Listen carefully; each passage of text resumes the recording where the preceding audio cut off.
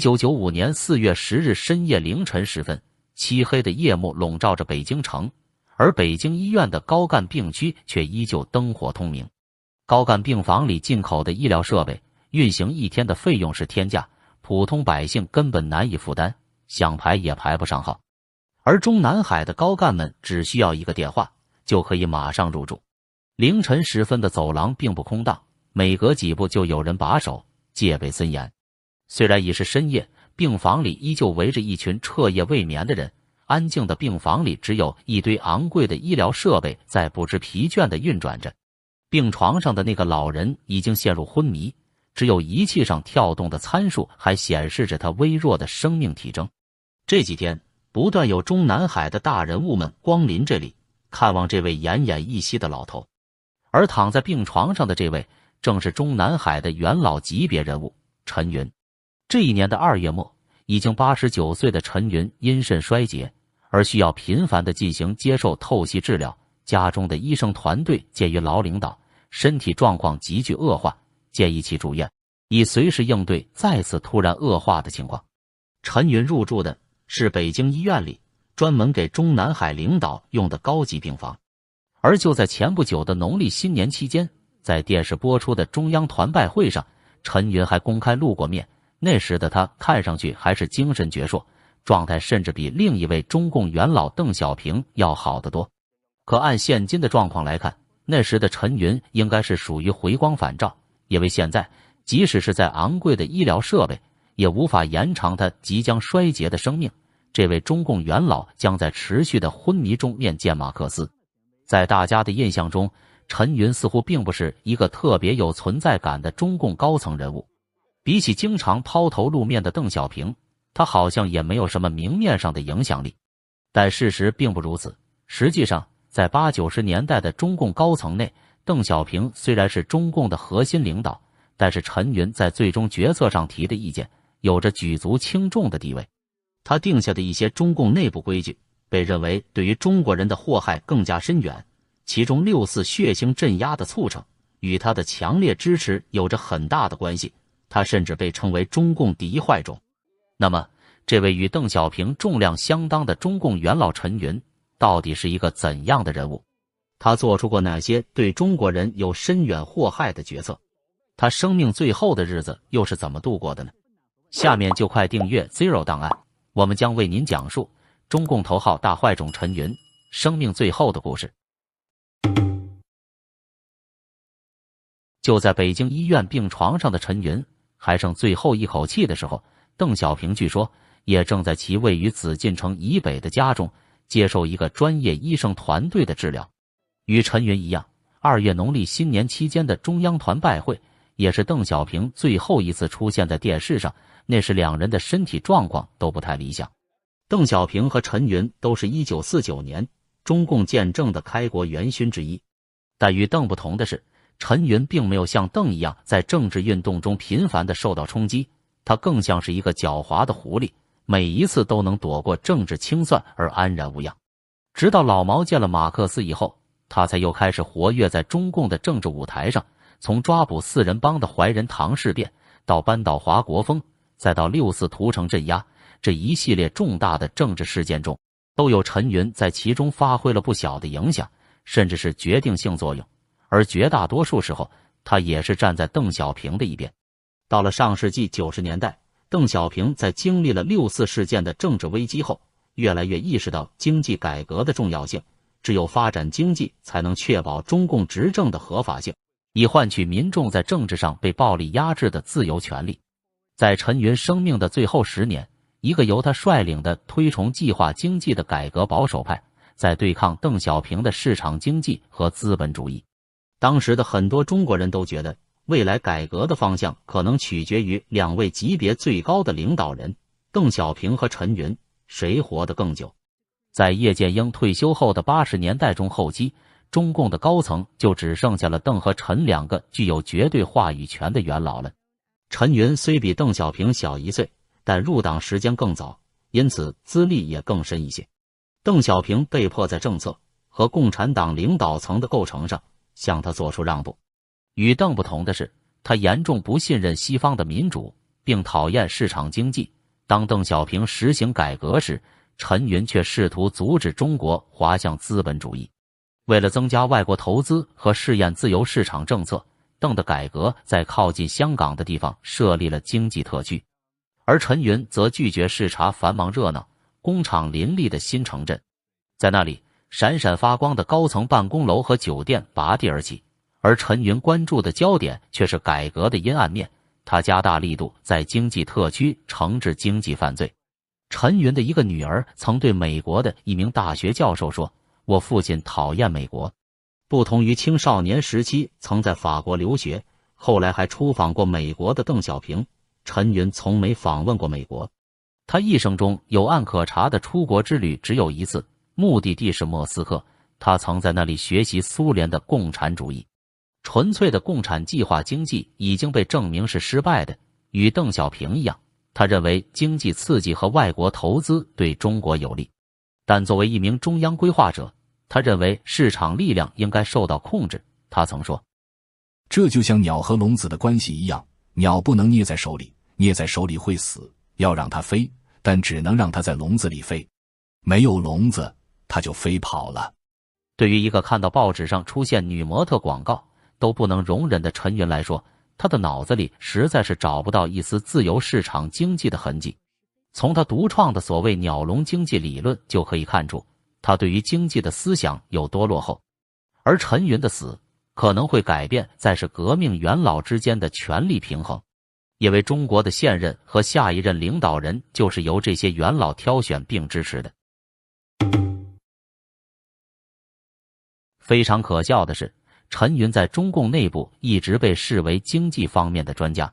上世纪50年代末期，在中国大地上演了一场人类历史上史无前例的大饥荒。据保守估计，这场饥荒带走了大约3000万人的生命。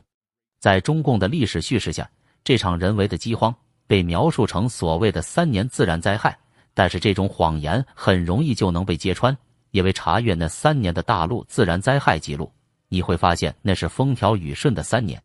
3年自然灾害只是中共为了掩盖滔天人祸所编造出的宣传，大部分人都只知道这场大饥荒的罪魁祸首是毛发动的大跃进和人民公社运动，但很多人不了解的是，其实在此之前，大陆就已经有大大小小的饥荒出现，后来的3年大饥荒只是一次总爆发，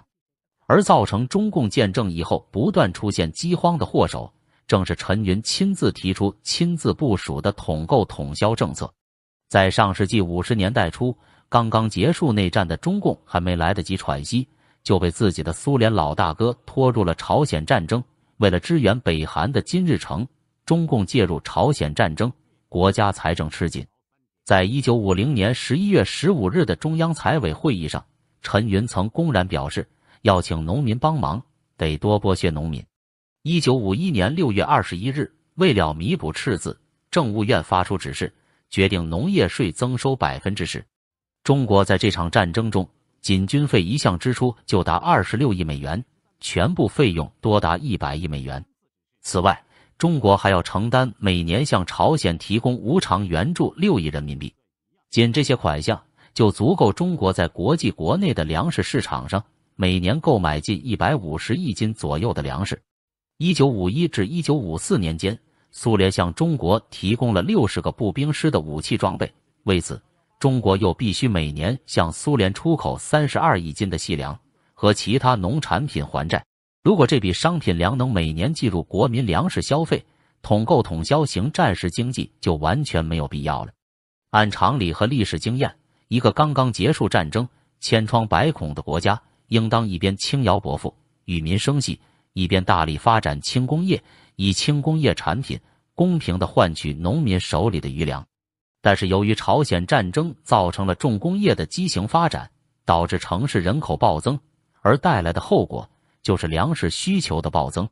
于是中共再次盯上了农民手里本来就少得可怜的余粮。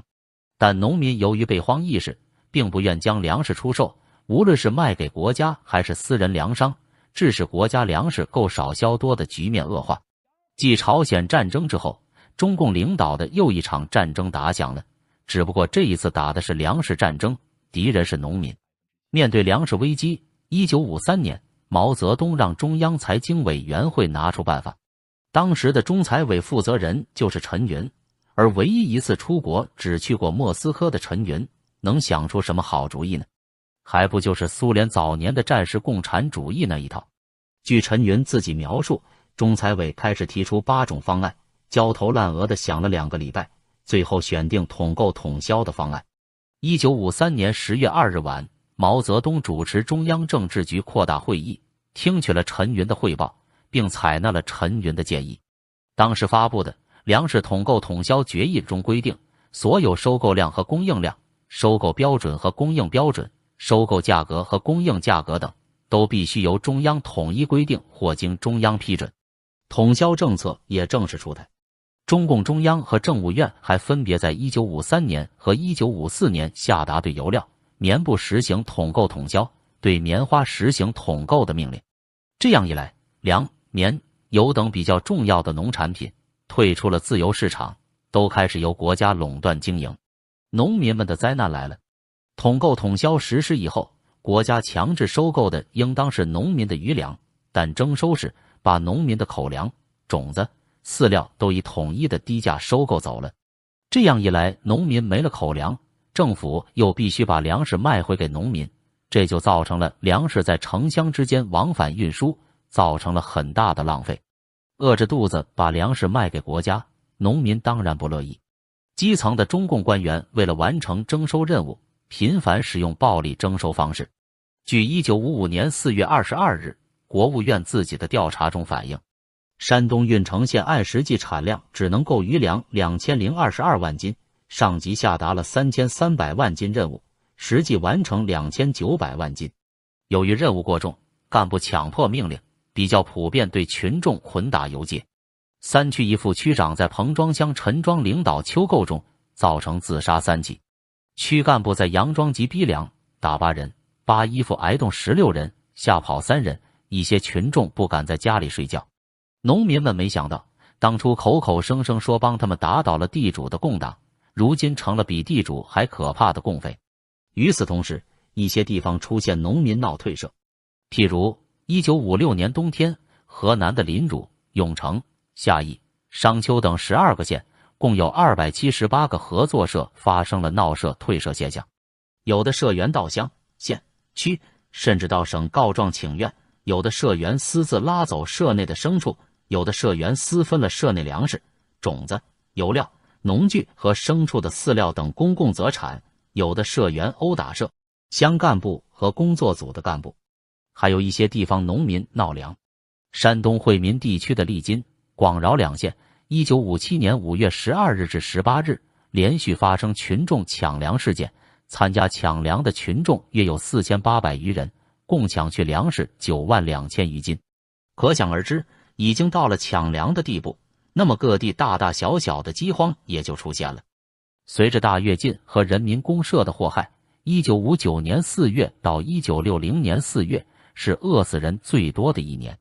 在这期间，国家库存粮食最高达887亿斤，最少也有319亿斤。1960年4月是春荒最为严重的时候，这时粮食库存为403亿斤，按当时口粮标准计算，相当于1.4亿人一年的口粮。如果拿出一半库存粮食来救人，也不至于饿死这么多人。中共就这样让农民守着几百亿斤粮食库存饿死。然而，统购统销政策的危害远远不止于此，与统购统销配套的票证制度更是危害极深。统购统销一实行，吃农业粮的农民实际成为2等公民，要想成为吃商品粮者，可以说是难于上青天。不仅是粮食，统购统销还扩大到棉布和石油等日常生活用品，把人民生活的各个方面纳入计划。在这种情况下，粮票诞生了。当时的城市，尤其是大中城市，如果没有粮票，连一碗粥都买不到，农民进城只能准备充足的干粮。若要出省，含油的全国粮票更难得，就是城里人想领取全国粮票，也要单位开出差证明，农民是想都不敢想，这使他们的活动范围受到严格限制。所以这时的票证不仅仅是一种经济措施，更是成为社会政治控制的手段，个人的消费选择自由极其有限。人们往往为多买半斤肉、一把粉丝、几包火柴、一块肥皂而想方设法拉关系、走后门。而当基本生活必需品都要走后门才能得到满足时，腐败也就无处不在了。陈云崇尚的是一切都要在党的计划之中，他是共产计划经济的全力推动者。而他不仅在经济上搞计划，还大力推行计划生育，剥夺了人作为动物属性的最基本的生育权利。陈云是坚决支持计划生育的。他在1979年6月1日的谈话中说，要制定法令，明确规定只准生一个。先念同志对我说，实行最好一个，最多2个。我说再强硬些，明确规定只准一个，准被人家骂断子绝孙，不这样将来不得了。但看陈云自己家里却有5个孩子，也知天伦之乐。而他推崇的计划生育，在今天来看，才是真正的亡国灭种的行为。陈云和林彪一样，也是中共党内身体多病的一位高干，而身体多病还能跻身中共高层前列，那就必有其过人之处。陈云算是党内的一个艺术，他不是以军功显赫著称，也不是紧跟某人得宠。中共党内的历次政治清洗，也好像没有对他造成多大冲击，这要得益于他的另一项技能——装病。陈云在毛泽东看来，很长一段时间里并不是一个特别突出的人物，但是陈云沉默寡言的习惯，很是让毛泽东感兴趣。而且陈云从来不组织所谓的派系，搞所谓的山头，他是党内工人出身的几位中难得的比较有主见的人。陈云和康生、王明回到延安以后，王明忙着到处宣讲他的苏联经历，康生则忙着向毛泽东书城。只有陈云把工作系统地向毛汇报。当时很多人感觉陈云很谦虚谨慎。毛泽东对刘少奇、任弼时说，陈云同志不妄言，不虚夸，实事求是，人才难得。7大上，毛泽东对陈云的组织部长的一段工作非常满意，他夸奖陈云是党的活档案。进城以后，毛泽东逐渐脱离中国的实情，开始大搞所谓的社会主义革命，对此陈云则不说话。陈云和毛一样都属蛇，蛇的性格城府深，狡猾善变，惯于见风使舵，心狠手辣，疑心特别重。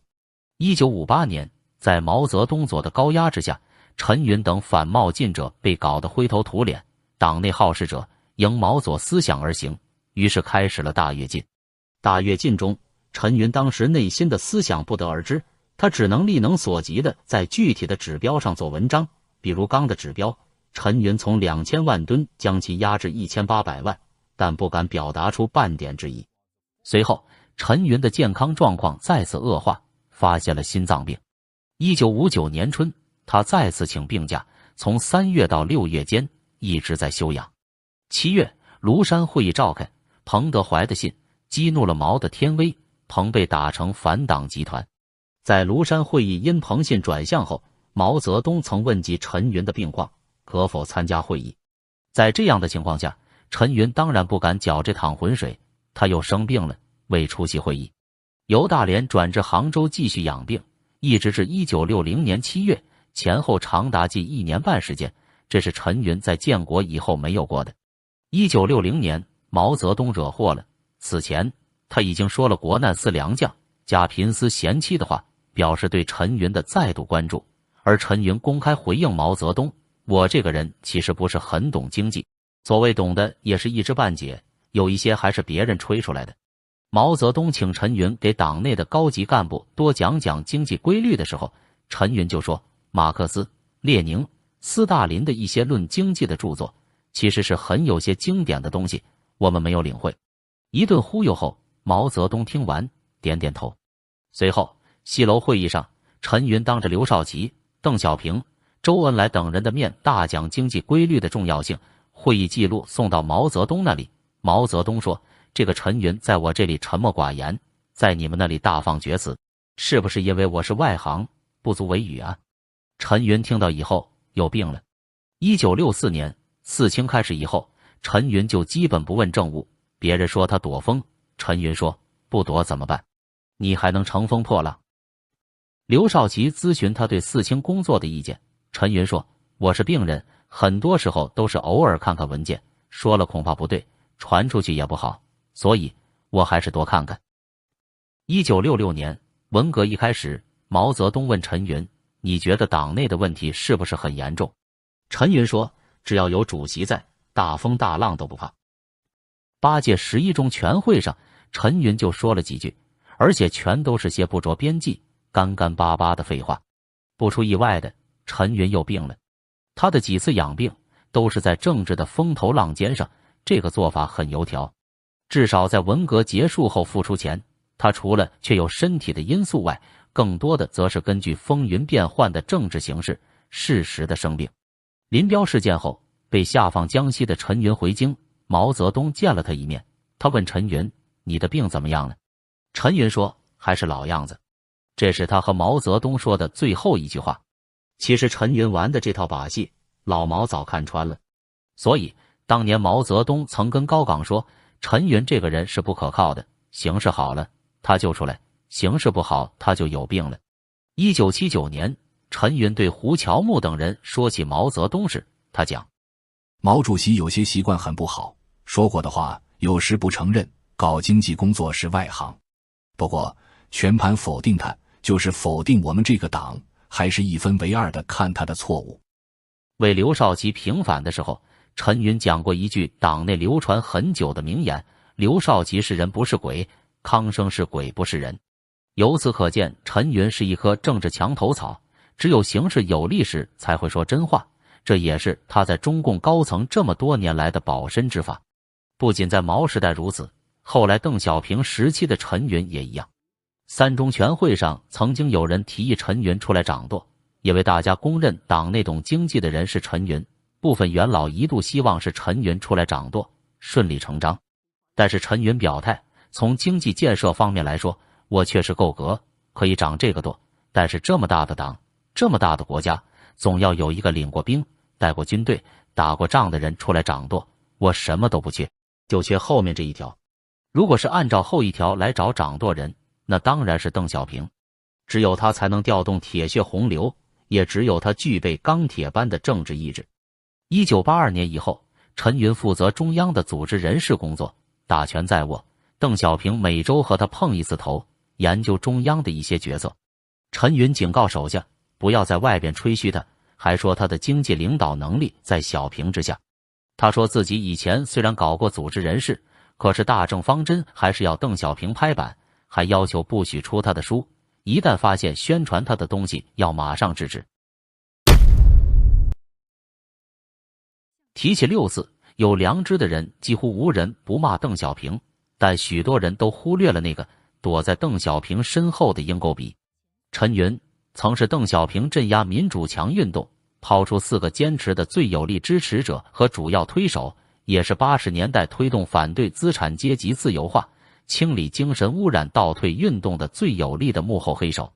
在6次镇压问题上，陈云是赞同镇压最为坚定的元老。不得不说，在维护中共政权上，陈云的眼光是非常老辣的。1989年4月中旬，正在杭州养病的他，一眼就看出了悼念胡耀邦的活动将会演变成威胁共党统治的大动乱，而要求提早镇压，扼杀在萌芽状态中。而当时邓小平尚在忍耐和观望，其他中共大佬不是同情学生，就是犹豫不决，再就是像共匪军头王震那样鲁莽无章法。直到5月26日，陈云主持中共中顾委常委会议，在这次会议上，陈云做了如下发言：谢谢老伙计们，我和大家是同一代人，我们都是在毛主席的带领下参加了中国革命。你们刚才都说了，有亲人和战友牺牲了，我和你们一样。长征路上，我的警卫员走着走着就看不见了，一回头，别人告诉我，他陷到草地的泥坑里牺牲了。为了社会主义的江山，一共死了2400多万人，有民主人士，有同情革命的，也有共产党人。与其说我们这些人是25000里长征走过来的，还不如说是从死人堆里爬出来的。也就是说，社会主义江山来之不易，我们应该珍惜。但现在有人要另起炉灶，我提议我们要坚决拥护以邓小平同志为头子的中国共产党党中央。赞成的请举手。这段话可以说是触动了邓小平和其他一众元老的神经。陈云知道，当广场上学生的口号越来越激烈，甚至矛头直指瞪自己的时候，邓小平一定会不惜一切地保卫中共政权。所以在这段晓之以情动之以理的发言后，中共便开始了对六四学运的残酷镇压。六四以后，陈云曾直言，看来还是我们的孩子可靠，不会掘自己的祖坟。江山是我们打下来的，因此继承这个江山也应该是我们的后代。他还提出，中共高层一个家庭至少出一个人掌握大权，此动议得到邓小平的首肯。于是按着陈邓的旨意，中组部发文形成官方政策，中共高层每个家庭都有一人被安排做高干，其他人则下海敛财，地方各级官员也纷纷效法，以此为准。于是在中国从上到下迅速形成了一个由几大家族为首、错综复杂的家族式权贵集团，垄断并世袭了整个国家的政治权力。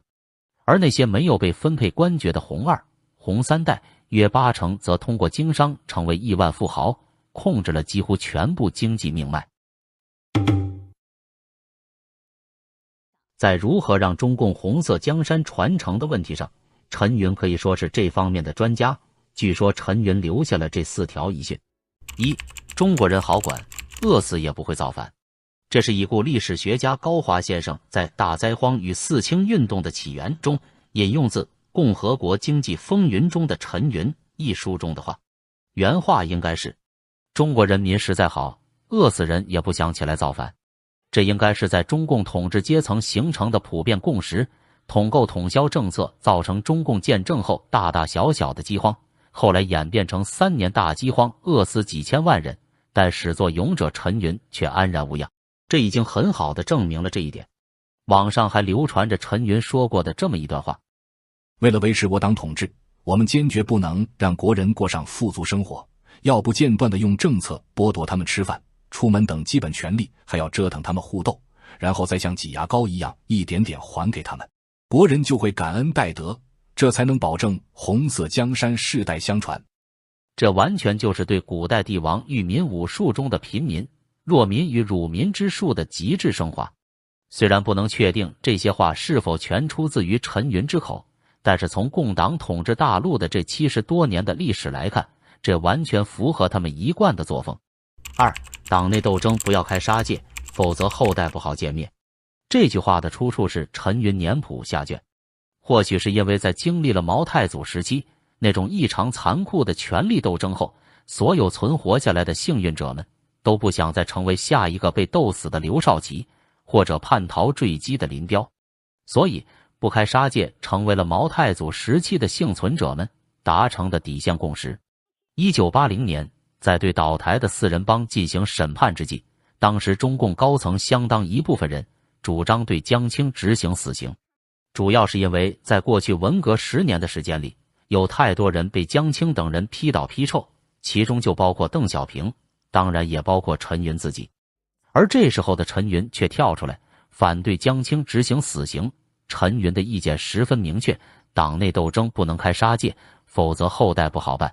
在讨论江青是否要判死刑的政治局会议上，陈云也给出了最终的态度：如果你们坚决要杀，请在会议记录里写上陈云同志不同意。而从之后发生的事实情况来看，陈云的这番话必然是产生了重大的影响。江青最终被判处死刑，缓期2年执行，同时在随后又以保外就医的名义转移到北京九仙桥附近的一处公寓进行养护，一直到1991年5月14日，江青在居住的公寓用几条手帕自缢身亡。陈云其实并不是要保江青，他实际要表达的是，党内斗争可以激烈，但是党的这条统治利益大船上还有很多人，不能斗争太激烈把船打翻了。所以为了保证红色江山代代传，他定下了党内斗争不要开杀戒的统治遗训。3、权力要移交给自己的孩子，不然以后会被挖祖坟。这条遗训并无固定出处，但确有其事。有一个直接证实的就是李锐，他被采访时口述的原话是：陈云是这个理念，邓丽群、胡乔木也都是这个理念。陈云认为，还是自己的子弟接班可靠。为什么权力要移交给自己孩子？原因是显而易见的，因为如果不由自己人牢牢掌控住权力，将来中共的确会被挖祖坟。自从中共在大陆建政以来，抓反革命、斗地主、反右、大跃进引发的大饥荒，还有10年文革浩劫，这一系列完全由人为制造出来的人祸，已经让中国这片土地生灵涂炭，人性泯灭。但是就像前中共总书记赵紫阳所说的，我们的党是从来不会承认错误的，因为他们自己也非常清楚，那些滔天罪恶要是被清算的话，是真的会被挖祖坟的。到那时，中共的权力高层将会面临灭顶之灾。所以当6·4学生抗议汹涌而来的时候，可以看出他们有多么害怕自己失去统治权力，以至于出动了军队开枪镇压民众。在6·4后，陈云提出的中共高层每家都要出一个子女从政，这完全是出于对红色江山会落入外人之手的恐惧。4. 新闻法不能搞。蒋介石那个时代搞新闻法，而且搞得挺像样，被我们抓到了漏洞，结果还不是被赶到了台湾。我们党要管新闻才好。前人民日报社长胡继伟在他的自述第4卷中有这样一段话：有个权威人士对此竟然说，在国民党统治时期制定了一个新闻法，我们共产党人仔细研究他的字句，抓他的辫子，钻他的空子。现在我们当权，我们还是不要新闻法好，免得人家钻我们的空子。没有法，我们主动想怎样控制就怎样控制。前中宣部新闻局局长钟佩章在广东政协刊物《同舟共进》2003年2月号中也引用过这段叙述。西方法治社会用来保障人民言论自由的新闻法，到了中共的眼里就成了对手的弱点。